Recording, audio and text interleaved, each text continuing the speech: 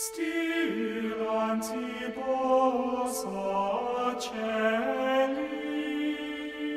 was told that it never happened.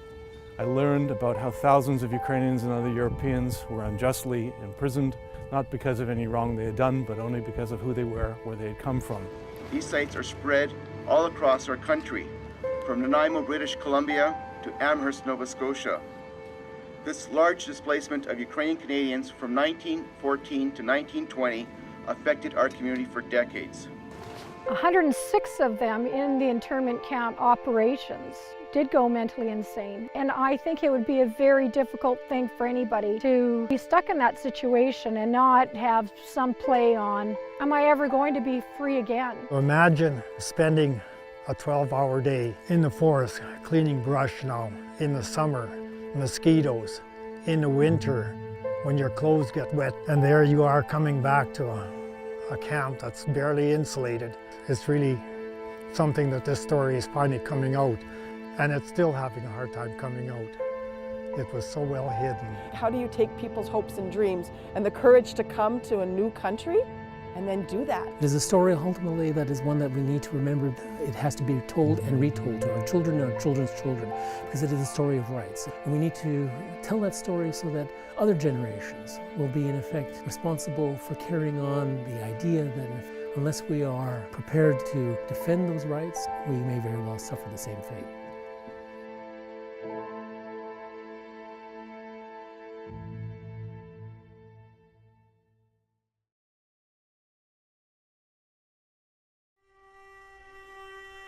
You ready?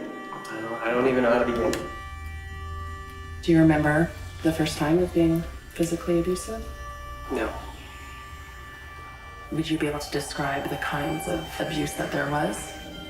Oh yeah. That's the stuff that never leaves your mind. I didn't think you'd actually show up for that first conversation. It had been 20 years, and now I finally had a chance to get some answers. Are you okay with me asking you about the abuse? Yeah. Okay. What are some of the things that you remember doing?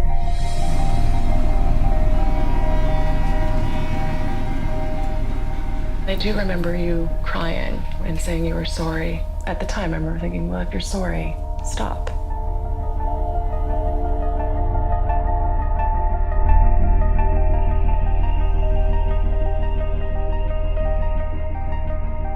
Have you ever come back here? Never. I remember I'd run out the door, yelling and screaming for help. No one on this street ever helped. I think our lockers were right around here. I never looked up in this school because I was afraid that you'd see me looking up at someone. So for me, when I come here, I'm just like, whoa, this is what it looks like. I really just want you to be okay, and I don't know where you are with that.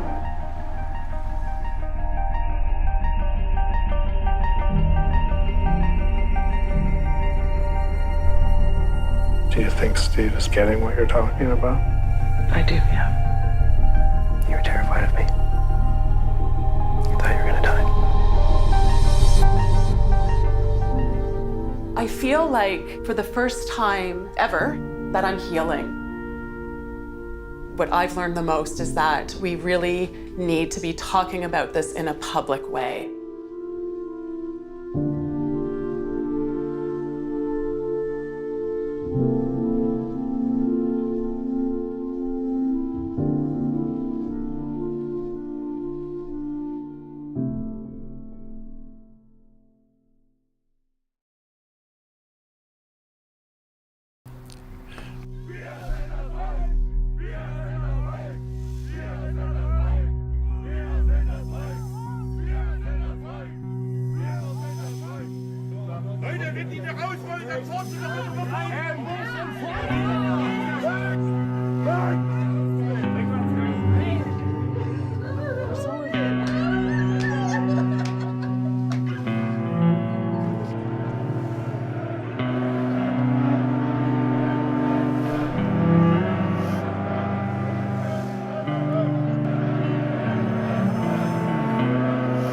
Das ist eine Art geistigen Besäufnisses, weil der Geist ja ausgeklickt wird. mit der Musik, mit den Fahnen, mit der ganzen Atmosphäre. Jeder Machthaber kann damit spielen und Menschen können damit spielen, Familien spielen damit. Und das Phänomen macht mir wirklich Angst. Dann muss ich an Hitler denken, sofort. Ist das noch meine Stadt, dass ich in Angst jetzt hier leben muss? Warum kommen eigentlich so viele einzelne Männer hierher? Man sagt, die flüchten vom Krieg. Feiglinge sind es in meinen Augen. Die lassen ihre Frauen und Kinder zurück. My name is Ali. I'm from Iran and I'm a refugee. I didn't want to leave my country. I had to leave my country. Завтра к 10 дому надо подойти, я вам покажу потом где это. 8 утра, освещение совсем. А не можешь здесь?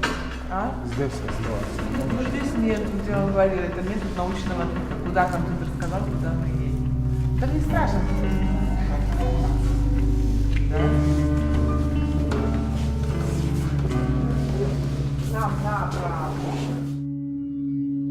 Man hat uns nicht haben wollen. Das wissen aber alle Flüchtlinge von damals. Wenn ich hier wieder reinkomme oder zurückkomme, hat sich ja alles verändert. Aber ich bin dann irgendwie doch wieder das Kind von früher. Und das macht wahnsinnig traurig. Ich wünsche den Kindern, die jetzt hier ankommen, dass sie sich etwas glücklicher fühlen, als ich mich gefühlt habe.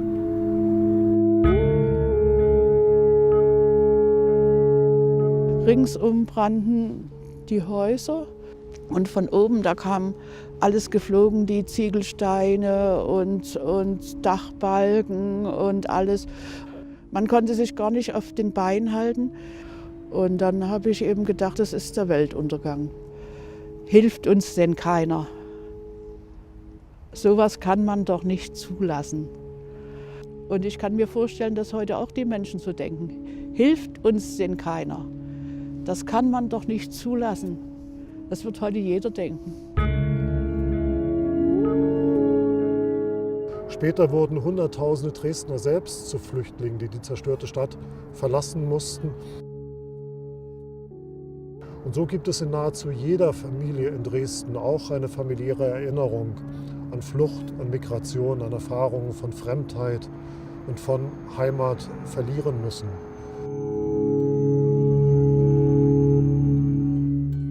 Obwohl ich jetzt eine Ärztin bin, habe was sagt, ich bin Deutsche, ich bin Dresdner, bleibe ich ein Flüchtlingskind. Das heißt, wenn ich mich damit nicht beschäftige, ist das auch wieder, als ob ich einen Teil von mir abschneide. Ich versuche, einen Teil von dem, was man mir in Deutschland gegeben hat, wo Freunde, Lehrer uns geholfen haben, einen Teil davon zurückzugeben, damit diese Gesellschaft das tragen kann. Friedland ist ein Ort, wo so viele gekommen sind, angekommen sind, schon früher, schon vor 70 Jahren, auch die Heimkehrer, die ersten Flüchtlinge, die kamen, glaube ich, 1945 schon hier an. Und zwar für immer, für alle, letztendlich.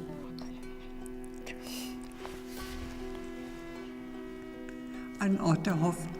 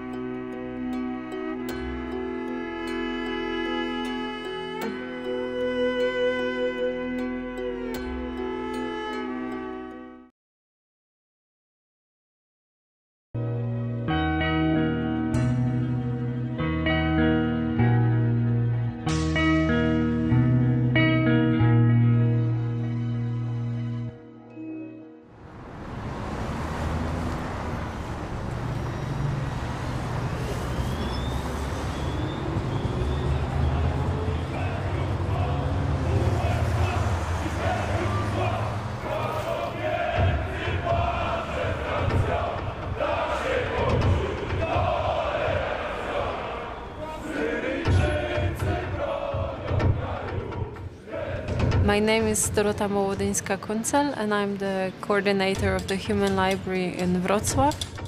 The Human Library is a library where instead of regular books you can borrow people that because of some part of their identity they are discriminated or they experience exclusion.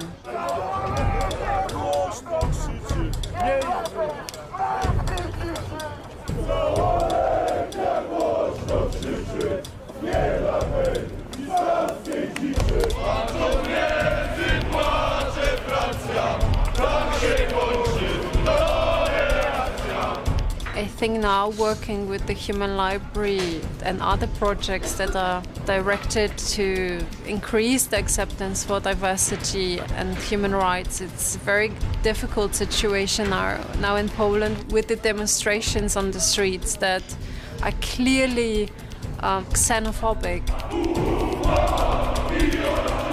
It's like a snowball. It starts with the most obvious differences like black and white skin, and then it touches Muslims, then it touches gays. It starts with the most obvious, but then it touches every form of diversity. And this is really worrying, just very worrying, because when you realize when it ends, you realize it ends up with you.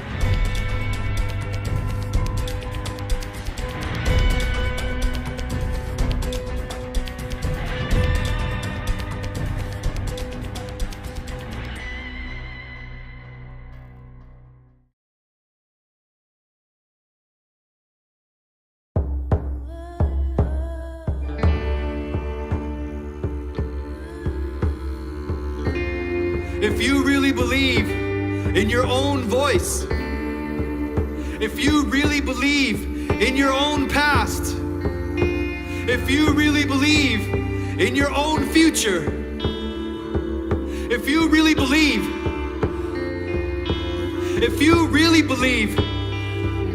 you don't ask for it. My message to you is, you don't ask for it. You take it.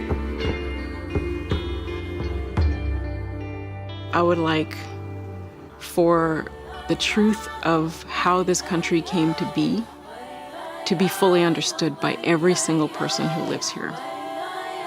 And I think if that happens, we have a shot of getting something right.